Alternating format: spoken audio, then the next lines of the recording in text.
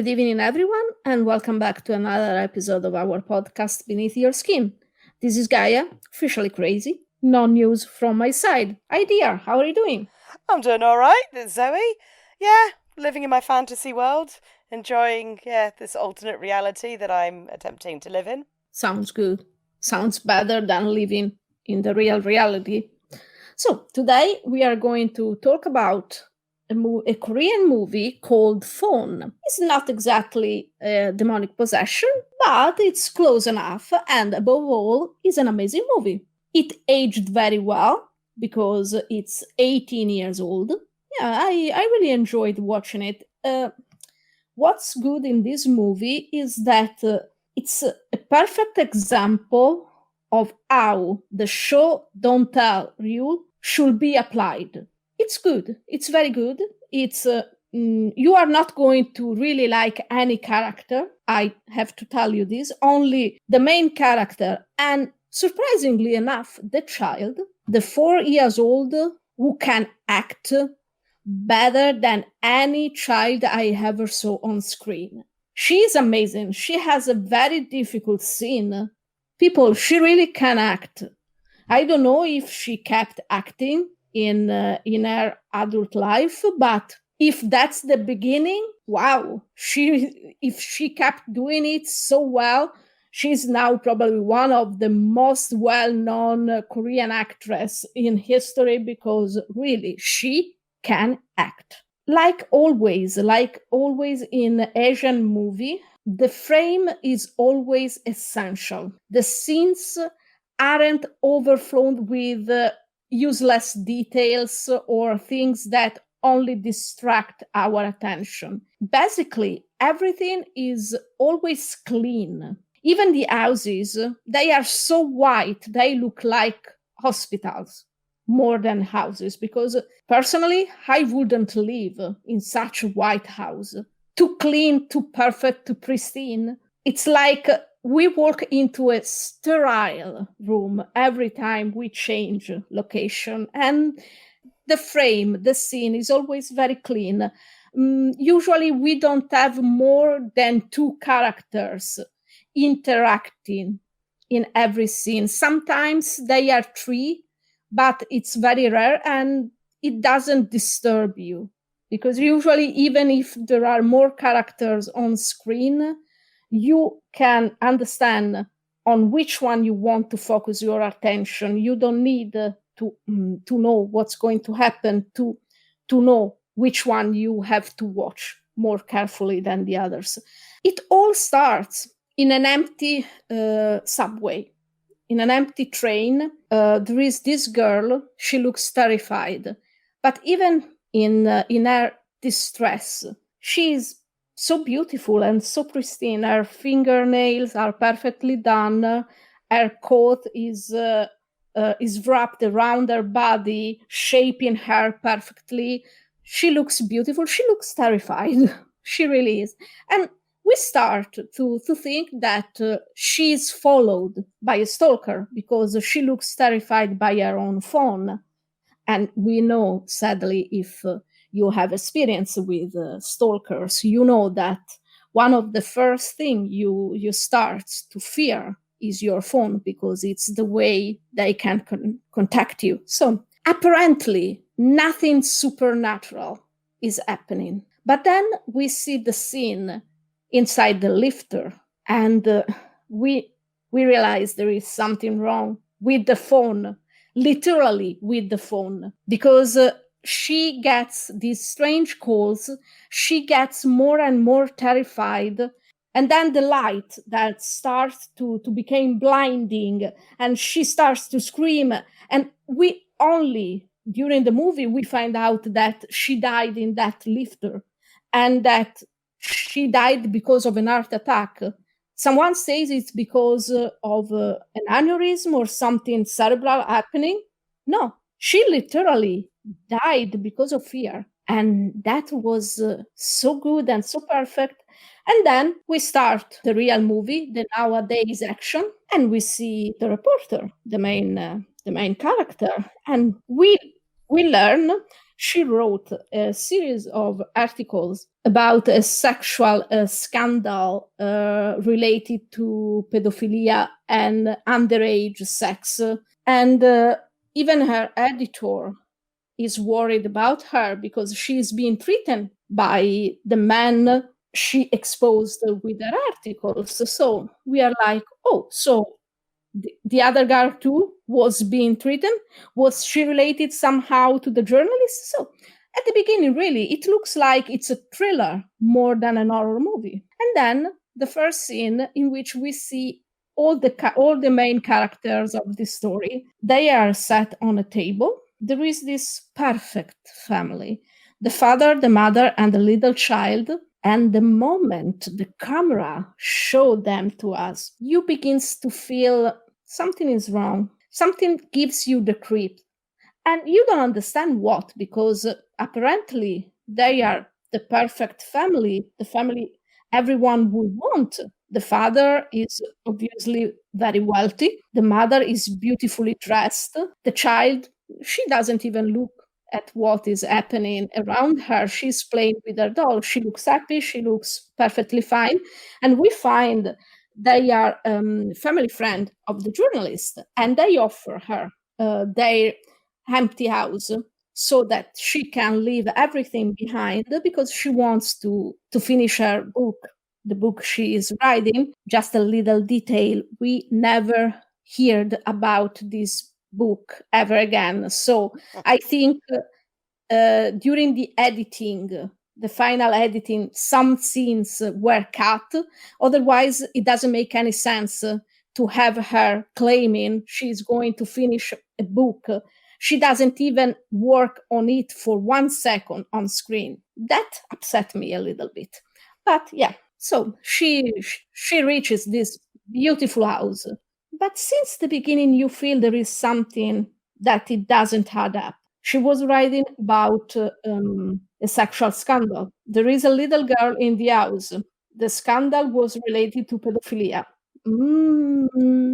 The father probably is not the good guy we think he is, and the mother knows it.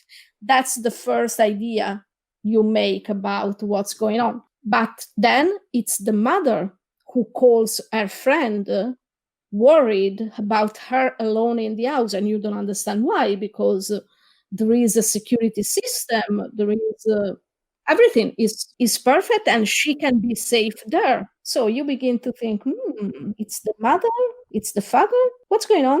And then of course you find out that both theories are more or less right and more or less wrong. So yeah, it was an amazing movie to watch. The plot doesn't have hole. Yes, it was unnerving. It was disturbing. In some scenes, it was very disturbing. Not really scary, but it fills you with a sense of uneasiness, with a sense of something slimy crawling all over you.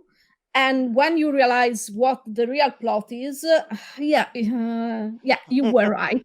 But yeah, it was very well done. So Zoe, sorry if I spoke too much. No, don't worry. No, it's lovely hearing you talk about the movie. It's one of those films that I absolutely fell in love with when it first came out.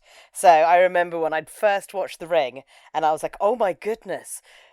Japanese horror is amazing, and then I was like, oh, let's try Korean horror as well. And then I was just like, at the same time I was like, oh, and Thai horror. So I'd watched The Ring and The Eye, and then Phone, and I was like, each one culturally different, each one like different degrees of scary and intriguing, some similar things, but I loved The Phone because I fell in love with that little actress. I was like, my goodness, you're like 4 or 5 maybe, but wow, she could act. I mean, that girl had a stink eye on her. When she's like looking at you, giving you evils, you're like, I would not want to mess with that child in an alley. She looks at you as if she's going to murder you, and probably she is.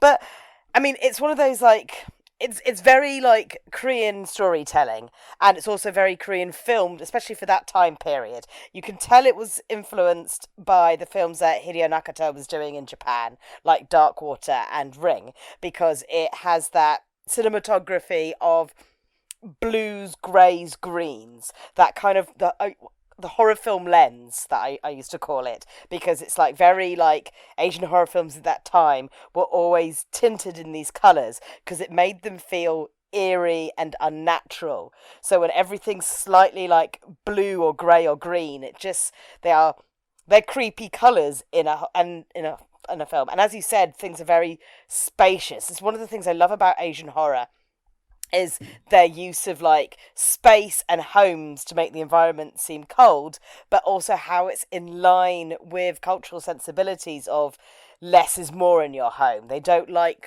clutter. You must have clean surfaces because you've always got to portray yourselves as the best possible version of yourself. And also, the more white you can afford, the more rich you are, because you can afford to get it cleaned or replaced. So it's all about affluence and the models of perfection. So they're meant to be the model of the perfect family. They're building their perfect home. And even from the beginning, when you look back on the movie, you realise little things like when the mother is like, oh, don't stay in the storage room, it's so messy, don't stay in there, stay in the other bedroom. And at the time you're like, oh yeah, no, that's all right. But now you realise, oh no, that's why you didn't want her staying in that room. So as the film progresses, you get the sense of there's something cold, there's something different. You've already had the idea of sex scandal put into your head, so you're thinking, what's going on here? She's getting these insistent phone calls, a mysterious number. And this is the other kind of like trope of Asian horror and like Korean movies, especially this period. It's more of a supernatural thriller than a horror movie. So it plays out like a murder mystery, and you're trying to put the pieces of this puzzle. Like, this number tracks down to this phone. The people associated with this number have died. Family members recount stories of how they died and how they're related to the phone. And each time you go back a little bit and you meet another family member, you get closer to the original owner of the phone and the true story. And it's like, it's wonderful. So for the majority of the movie, you're watching a murder mystery. You're watching this reporter doing her job, investigating, interviewing people, and feeling like something's really weird. Meanwhile, this perfect family, this child is just like losing it. It picks up the phone one day and she hears a noise on the phone and she starts acting as if she's an adult all of a sudden. And oh, the divine, it's the scene when she's reading Snow White on the bed and she's that cute little voice going, and then the drop of blood landed on the sea and it was on the snow and it was beautiful red, the red of ruby lips. Oh, and at the end of the story, the prince lived happily ever after. And she's like, la la la, smiles. And then suddenly her face, the way she holds her body and the way she speaks, and she goes, what a load of crap. Who believes in, like, princesses? That's a load of shit. Goodness. We've got and it's just like, and it's the adult, like, the way she rolls her tongue, the way she rolls her eyes, going, yeah, right, princesses live happily ever after. Like that's, you don't always, like, have your happy ending at the end. And the way she, like, storms off, and you're just like, and it's just like, wow, the turn. And then, like, they take her to kind of like investigate this whole like weird like sexual like feeling she's starting to like show against the dad, and you're like, oh my god, maybe the dad is part of this paedophile ring, and that's what you're thinking. And it's like, there's so many layers and it's more complex than that. And the little girl like hates her mother and it's just like, what is going on? And it peels more and it peels more, and you find out how like the reporter is related to the child, and it's just so much of it. And then it all kind of like starts culminating with, you find out about this backstory about the husband having an affair, and you're like, oh, so it's clearly going to be that the husband did it, and then it's more twists, and it's more twists, eventually leading to the fact that like you're like, oh my god, they find the body of the murdered girl, the first owner of the phone, and she's been buried in the wall where our reporter's been staying, and you're like, oh my god, the dad like murdered her and stuck her in a wall. And then you're like, holy crap, it wasn't the dad, it was the mum, and now the mum's killed the dad and like made it look like a suicide, is about to kill the reporter, and it's all like, and you're just like, oh, it's so well crafted. And when you look at it again, you see all the little hints, you see like, and then it has the supernatural element, especially with women and their long hair. So the long hair has got into the wiring and it's in the sink, and you get Another very strong trope when it comes to horrors and mysteries. Like, the ghosts in a lot of these stories want you to solve the mystery of their death. So, unlike in Western culture where ghosts stay on because they've got unfinished business, it is unfinished business. But the reason that they're haunting a lot of the time, the reason why they are trying to, like, why they're doing what they're doing, is to have the mystery of their death solved. And if they're like murdered, have that revealed, and then they can like move on once they've got their revenge on the true person that they're targeting. So the ghost needed our reporter to find her, investigate her, reveal the truth so that she could be free to, get her revenge and then move on to the next plane. And yeah, as you say, no plot holes, wonderfully crafted. Like, it's subtle, like, some people would call it slow if they're not used to this kind of movie. I never No. found it slow because I was so involved in just the little bits, like, and it's no overwhelming unnecessary plot line. Even the plot line with the fact that the guy that she's identified as the sexual predator is going to court, and he's trying to get like a hold of her. But it all ties in because that storyline helps feed what you think is going on, and therefore stops you looking at it from a different point of view. If you didn't have that narrative already in your head, you wouldn't have been going, it's the dad, it's the dad, even when you find out he's having an affair. Because then when the twist comes, you're like, oh no, I didn't see that coming. I just did not see that coming. Indeed. And it's like composing a puzzle. All small details inside bigger scenes leads you to a twist. For example, when the child is having breakfast at the table and they talk about creating a card for daddy, she's perfectly normal until the moment she sees the card with the flower that her father is sending to her mother, and she still has her doll in her arms, and she switches and she becomes a mother with a child in her arms. But because she is so small, so young, she doesn't understand what to be a mother properly is. So when the doll doesn't eat, for obvious reason, she gets mad. Eat it, I said. And you can see the madness in her eyes. And only when the movie progresses and goes on, you realize that scene has a lot more meanings than what we thought at the moment we saw it, because we find out that when she died, the girl who is now possessing the child was pregnant. The whole twist plot around the female characters is that somehow they are all connected to pregnancies. The reporter was the one who gave her eggs to her friends because her friend is sterile, but she wanted to be a mother so strongly and so deeply that her world came crashing down when she learned she couldn't have children. In the end, she is a mother with her friend's help. But then another girl, she's not a woman.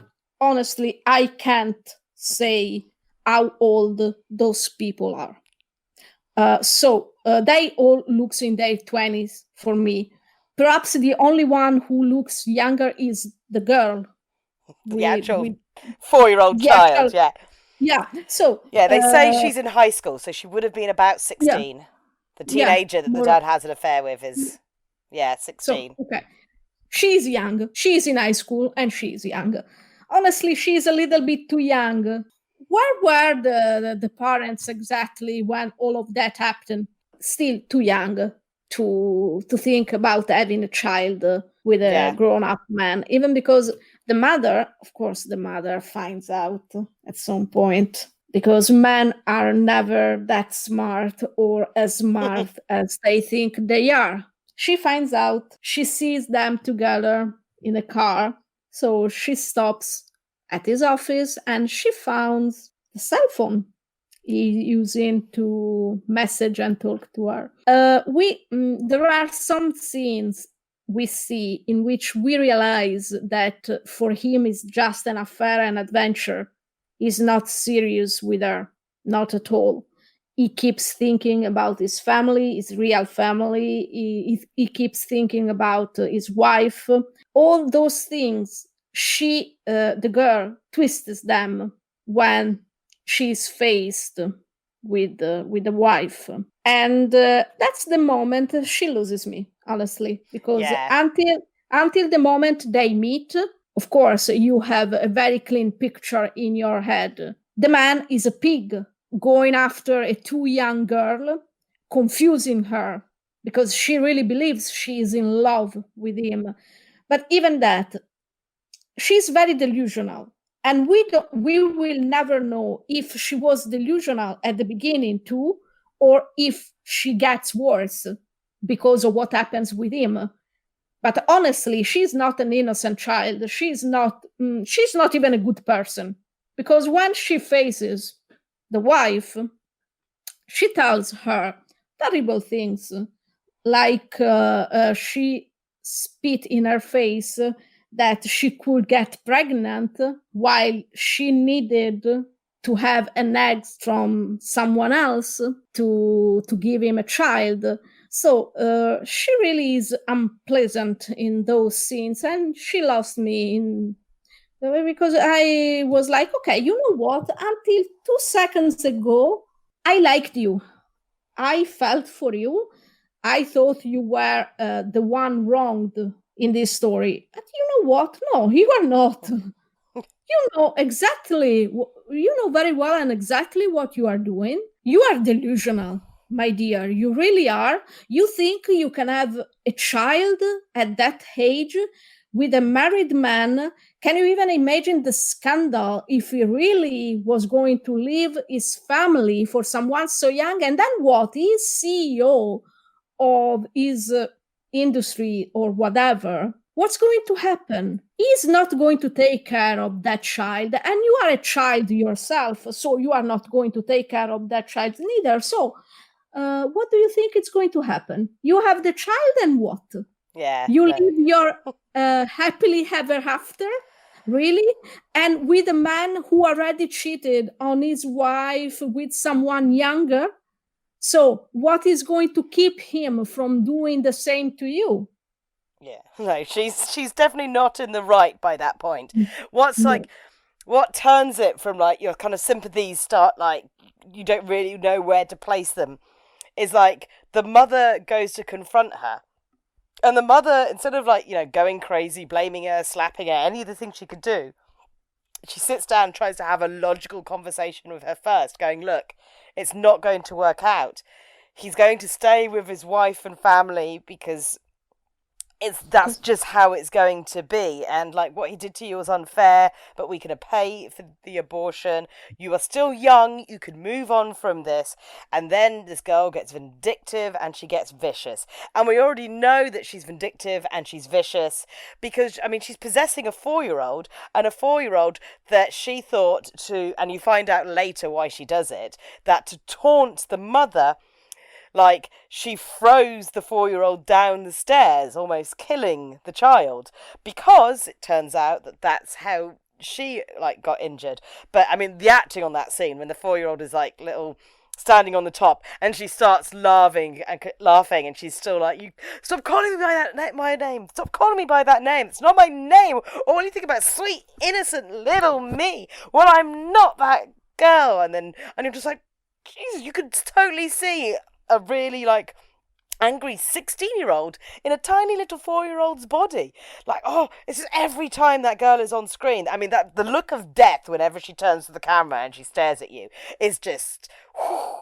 But it's the way she walks around the house and talks, and then on the stairs when she's just like literally going wah ha ha, but like in a like, and you can see the eternal pain of like wanting to be a woman, in the way she grabs at her chest going, I'm a woman.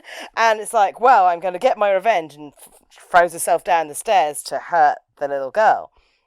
So we know that she's not quite the pure innocent like teenager. So when we find out the confrontation is instead of like calmly like talking through with the wife, she goes, "Oh, do you want to know how strong our love is? Well, this is all the places we've had sex." And she storms up and is like, "Look, this is where me and your husband have been making love. We've been making love, and therefore born of our love is my baby, the baby that I can have that you can't." And you're like, "Oh, this girl's a little unhinged as well."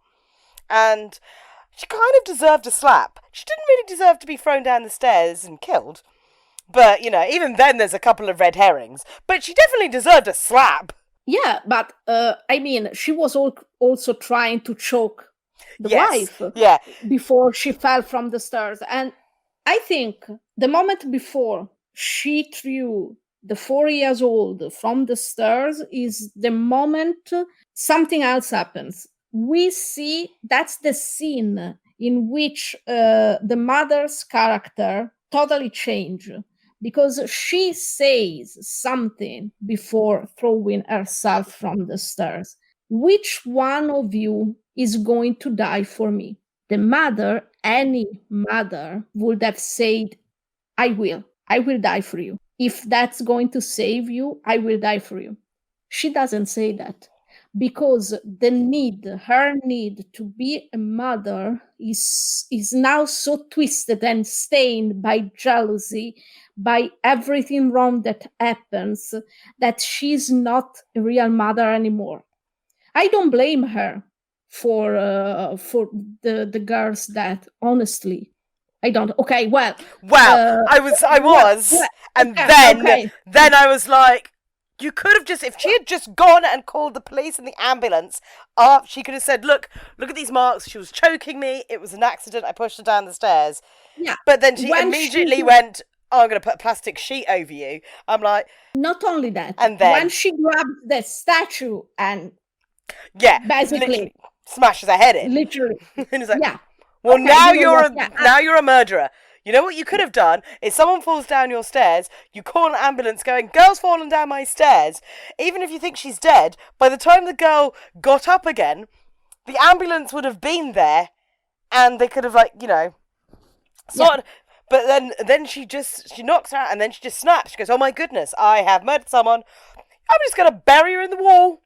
Let's put that plaster on, bury her in the wall with that phone that I hate so much.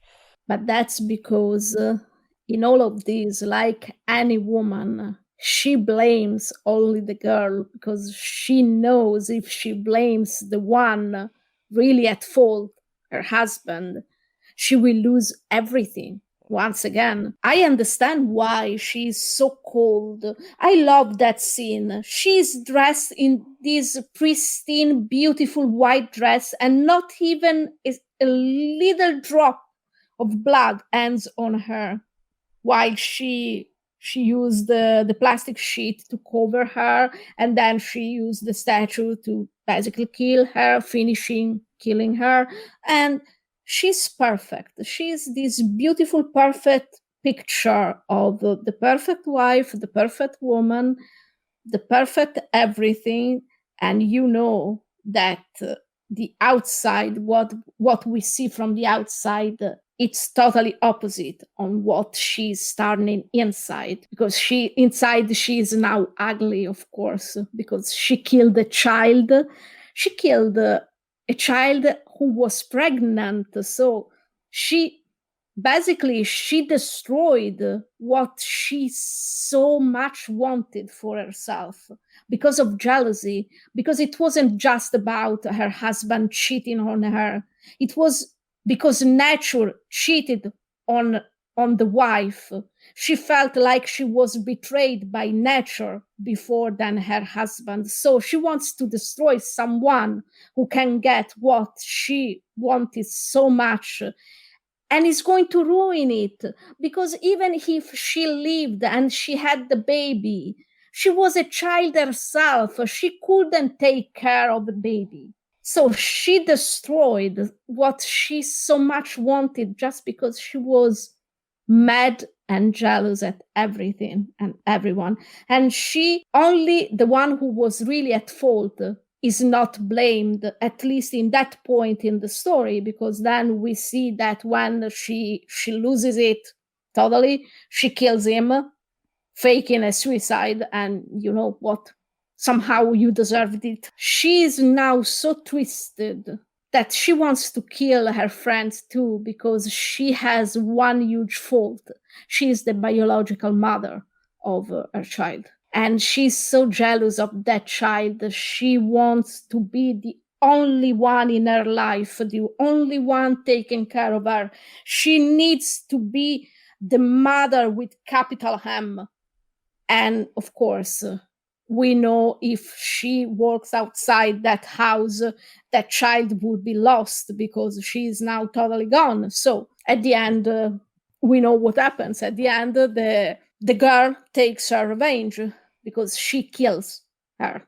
Basically, there is that scene that is a little bit too extreme of her coming outside the wall and killing her when I'm pretty sure what happened in truth was that she was so gone, she imagined that happening. Yeah, and a spirit killed her. Exactly like the spirit killed the first girl. It was very good. It was amazing. It was so very well done. No one is innocent. No one deserves too much sympathy. We can empathize with someone. We can hate someone a little bit more. But honestly, no one is innocent. Only the storyteller is innocent. Her only fault is that she discovered the truth. And she ruined her friend's perfect family, even if that was already ruined by the little secret, the little murder, you know?